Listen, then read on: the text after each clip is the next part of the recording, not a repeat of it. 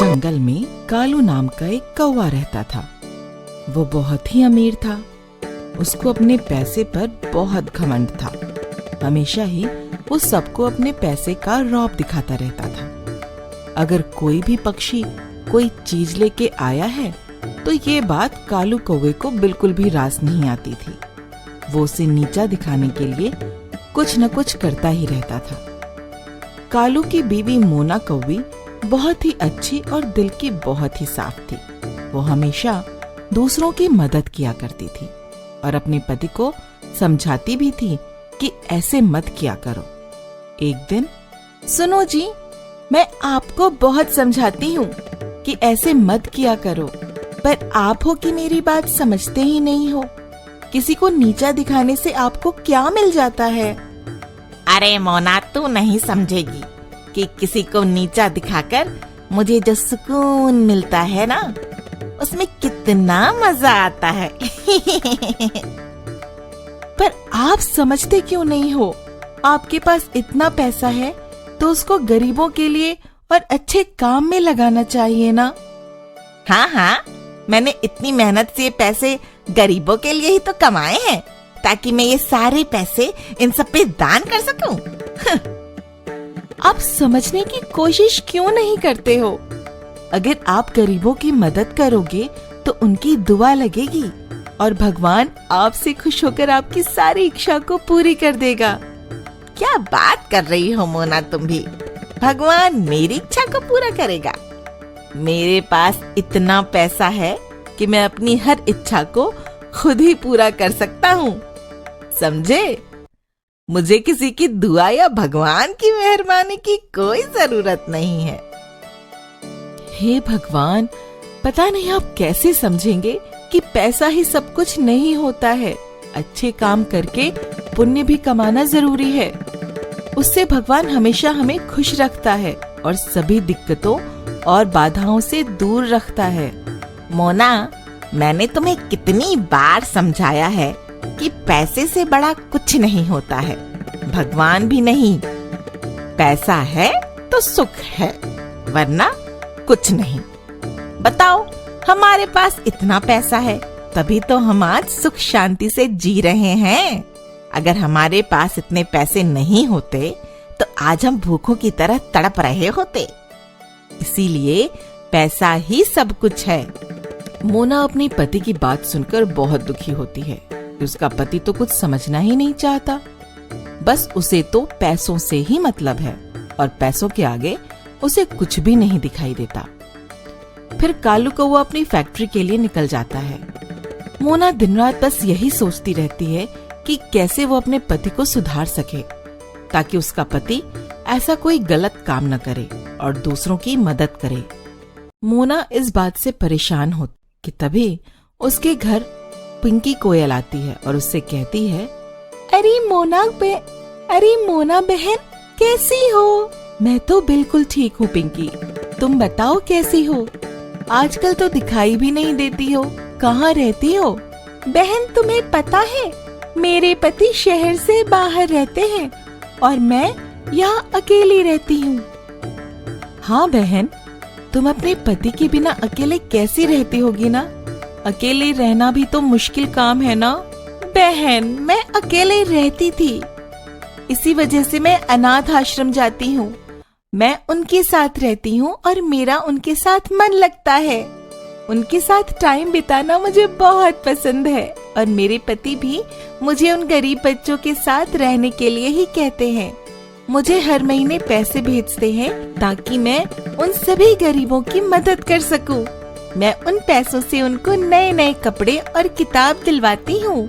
वाह पिंकी बहन, आपके पति तो बहुत समझदार हैं। पता नहीं मेरे पति ही मेरी बात समझते नहीं। मैं उनको कितना समझाती हूँ।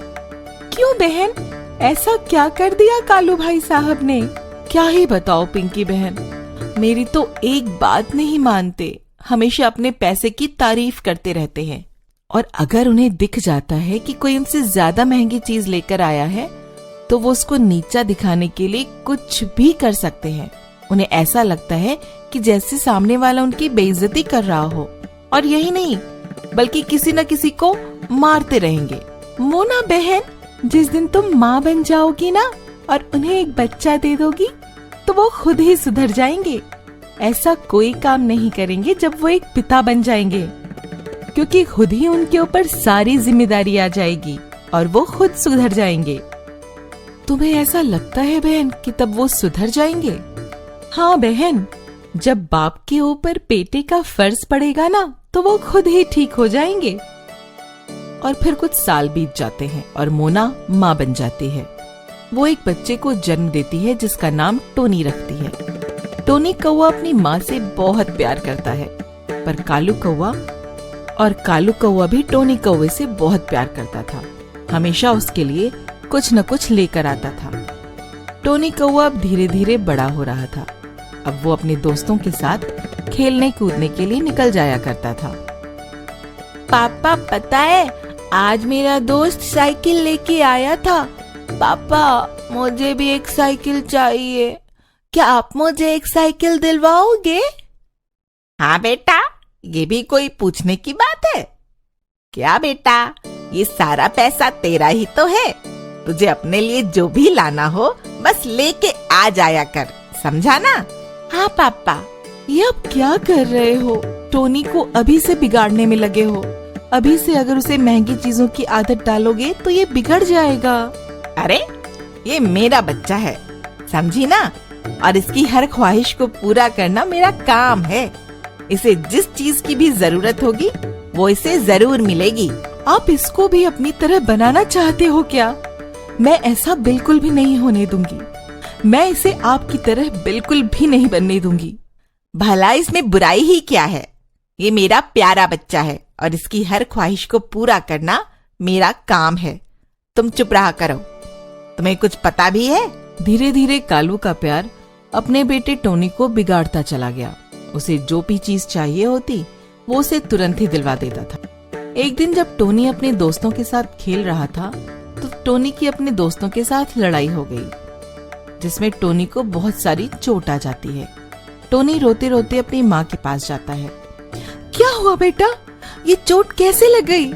माँ, मैंने उनसे कहा था मुझे भी तुम्हारे साथ खेलना है, तो उन्होंने मुझे अपने साथ खेलने से ही मना कर दिया।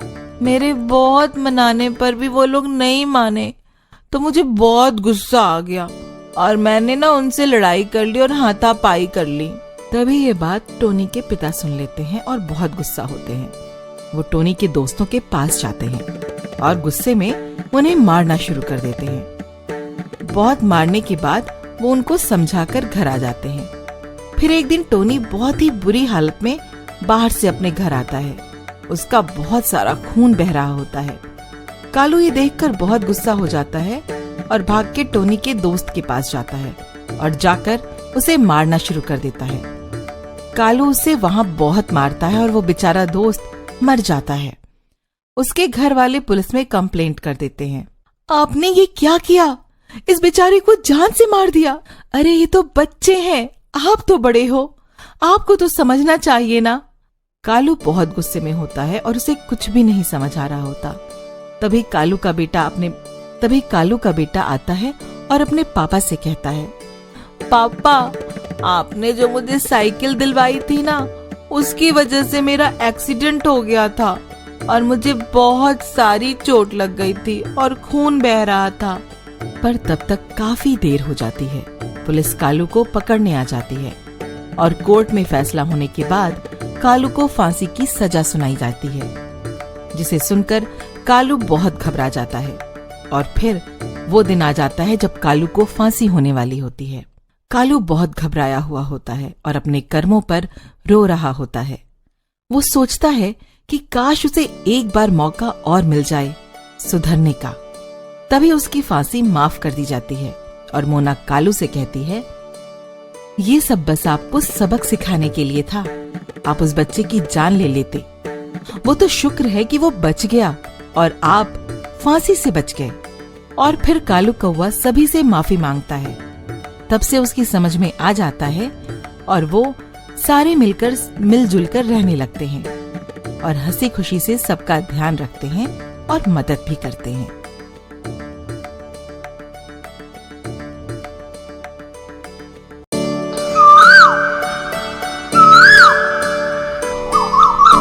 कबूतर के गन्ने की जादुई फसल।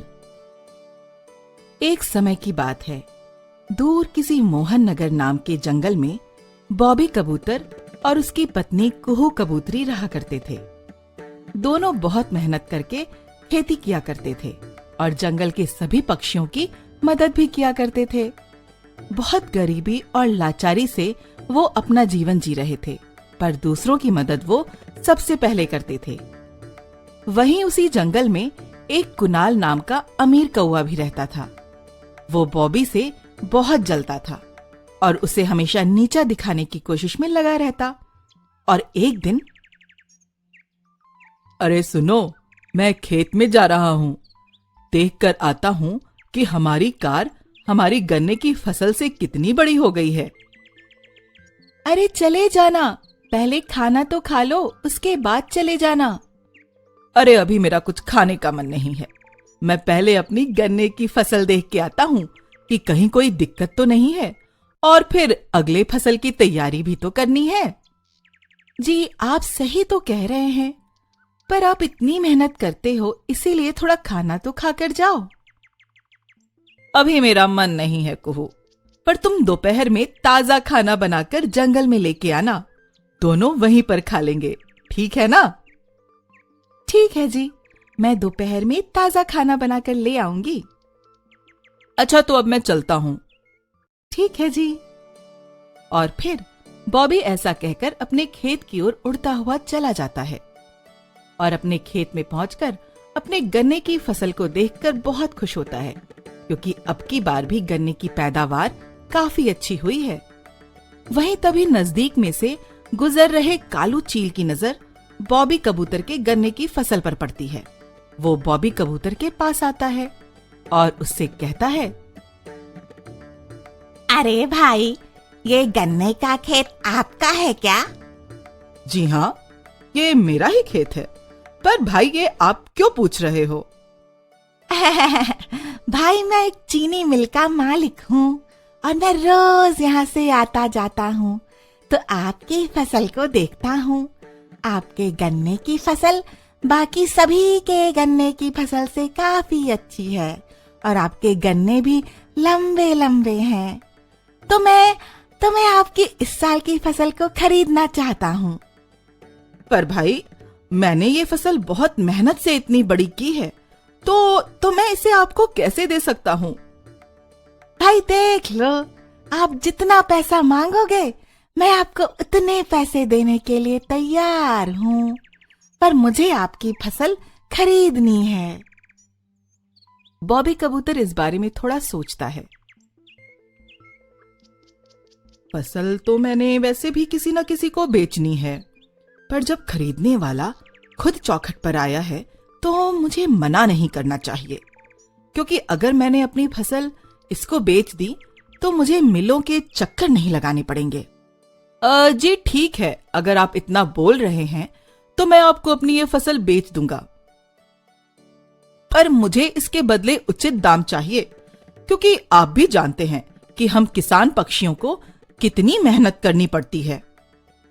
हाँ भाई हाँ, मैं आपसे उचित दाम में ये फसल खरीदूंगा। मैं आपको इस फसल के पूरे 3 लाख रुपए दूंगा। क्यों, इतने तो ठीक है ना? क्या कहा? 3 लाख? कालू चील के ऐसा कहने पर उसे विश्वास ही नहीं हो रहा होता है। ये कि सच है या सपना, क्योंकि इतने पैसे उसने आज तक कभी किसी को फसल बेचने के बाद देखे ही नहीं, क्योंकि इतने पैसे उसे आज तक कभी किसी और को फसल बेचने के बाद मिले ही नहीं। और एक और बात कबूतर जी, अगर अगली बार भी आपकी फसल ऐसी ही हुई या इससे भी अच्छी रही तो मैं आपसे फिर से गन्ने की फसल जरूर खरीदूंगा। क्यों, ठीक है ना? हाँ हाँ भाई, ठीक है ठीक है। और फिर वो दोनों आपस में सौदा कर लेते हैं। कालू चील बॉबी को फसल की रकम देकर वहां से चला जाता है। तभी उसकी पत्नी कुहू कबूतरी खाना लेकर आती है और कहती है, सुबह से खाली पेट हो आप, लो अब तो कुछ खा लो। अरे भाग्यवान, आज तुम्हें ऐसी खबर सुनाऊंगा कि तुम यकीन ही नहीं करोगी। क्यों जी, ऐसा क्या हुआ? और वो बॉबी कबूतर कुहू कबूतरी को आज जो कुछ भी हुआ सारी बात बता देता है। बॉबी की पत्नी कुहू ये सुनकर बहुत खुश होती है और उससे कहती है, अरे वाह, ये तो बहुत अच्छा हुआ। आखिरकार आपकी मेहनत का फल मिल ही गया। अब हमारी वो गरीबी और दुख भरे दिन खत्म हो जाएंगे। हाँ भाग्यवान, ये सब तो भगवान की ही कृपा है। आज कालू चील के रूप में शायद वो खुद ही आए थे और हमारी झोली खुशियों से भर गए। उनके बीच हुई सारी बात कुणाल चुपके से वहीं खड़ा सुन रहा होता है और मन ही मन सोचने लगता है, अगर इसके पास पैसे आ गए तो ये मुझसे बराबरी करने लगेगा और मेरा दबदबा जंगल में कम हो जाएगा। मुझे इसका कुछ न कुछ तो करना पड़ेगा। ऐसा सोचकर वो वहां से चला जाता है और घर जाकर अपनी बीवी टुनी को सब बताता है। उसकी बीवी भी ये सुनकर बहुत गुस्सा हो जाती है और कुणाल से कहती है, सुनो जी, अगर ये हमसे ज्यादा अमीर हो गए तो जंगल में हमारा रुतबा कम हो जाएगा और ये पक्षी हमको कुछ समझेंगे ही नहीं। हाँ, आज जो हमारे सामने सिर झुकाकर बात करता है वो कल सिर उठाकर बात करेगा और मैं ऐसा होने नहीं दूंगा। और वो दोनों मिलकर फिर प्लान बनाते हैं। उसी रात वो कुणाल कौवा चुपके से बॉबी के खेत में जाता है और पास में बह रही नदी के पानी का रुख वो मोड़ करके बॉबी के खेत की तरफ कर देता है और सारा नदी का पानी बॉबी कबूतर के खेत में घुस जाता है, जिससे बॉबी की सारी गन्ने की फसल बर्बाद हो जाती है। और फिर वो ऐसा करके चुपके से अपने घर चला जाता है। अगली सुबह जब बॉबी कबूतर अपनी फसल को देखने के लिए जा रहा होता है, कुहू, मैं जरा खेत में जा रहा हूँ, वो कालू चील भाई भी मेरा इंतजार कर रहे होंगे। हाँ हाँ जी जी, ठीक है, आप जाओ। अब बस हमारे वो गरीबी भरे दिन जल्द ही खत्म हो जाएंगे और उसके बाद हम खुशी से रह सकेंगे। हाँ जी। बॉबी आज बहुत खुश था। वो खुशी से झूमता हुआ अपने खेत पहुंचता है और जब वो फसल देखता है तो वो हैरान हो जाता है कि कल तक जो फसल उसने देखी आज सुबह तक वो और भी ज्यादा बड़ी और घनी हो गई थी। ऐसा नजारा देखकर वो बहुत चकित होता है और उसे कुछ समझ नहीं आता। तभी कालू चील भी वहां आ जाता है। अरे भाई बॉबी, रातों रात तुमने ऐसा क्या कर दिया? ये फसल और भी घनी और बड़ी हो गई है। गन्ना है या बांस, इतना लंबा गन्ना मैंने अपनी जिंदगी में तो कभी नहीं देखा। चील भाई, वो तो मुझे भी नहीं पता कि रातों रात में ये फसल इतनी बढ़ कैसे गई। कल जब देखी थी तब तो इतनी नहीं थी। भाई, अब तो इस फसल के दाम और बढ़ गए हैं।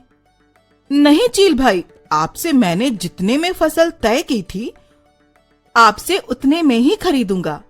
मुझे उतने ही दाम में आपको ये बेचनी है, उससे ऊपर मुझे 1 रुपए भी नहीं चाहिए। आपके जैसा ईमानदार और सच्चा पक्षी मैंने आज तक नहीं देखा। मैं अब आपसे ही फसल खरीदूंगा और आपको इसके उचित दाम दूंगा। भाई, आपने भी हमारी फसल को उचित दाम पर खरीदकर हम पर बहुत बड़ा एहसान किया है। मैं आपका ये एहसान कैसे भूल सकता हूँ। और फिर बॉबी अपनी फसल की बाकी की रकम लेकर घर आ जाता है और अपनी बीवी को दे देता है और उसे वो सारी बात बताता है कि कैसे रातों रात फसल बढ़ गई।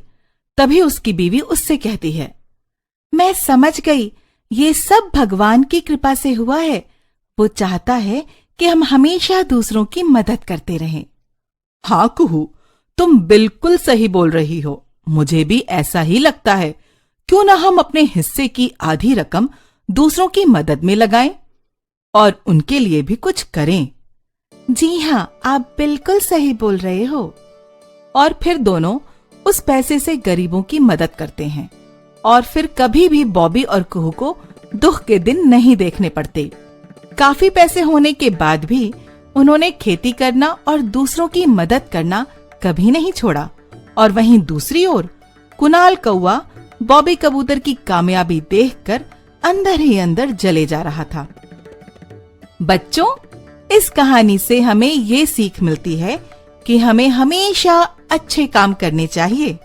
क्या पता कब भगवान हमारे अच्छे कर्मों का फल दे दे, जैसे बॉबी कबूतर को दे दिया।